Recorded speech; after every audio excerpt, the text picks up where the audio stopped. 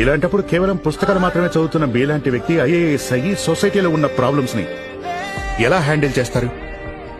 Sir, ఏ job అయినా పూర్తి చేసేందుకు జీవితంలో 3 ప్రిన్సిపల్స్ చాలా ముఖ్యం: hard work, discipline and dedication.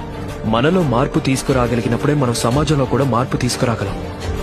భారతీయ సమాజంలో కులానికున్న ప్రాముఖ్యత గురించి మీరేమనుకుంటున్నారు? మా ఊర్లో చెప్తుంటారు, మనం చచ్చినా కూడా చావనది కులం మాత్రమే. భారతదేశం అన్ని మతాలకు సమానం. ఐఏఎస్ అయితే ముందుగా మీరు చేయాలనుకునే పనేంటి? అమ్మా నాన్నకి ఇంకా నాకు థ్యాంక్ యూ చెప్పాలనుకుంటున్నాను. మీకు మీరు కూడానా? అవును మ్యామ్. ఒక మనిషికి మొట్టమొదటి ఛాలెంజ్ తన బలహీనతలే.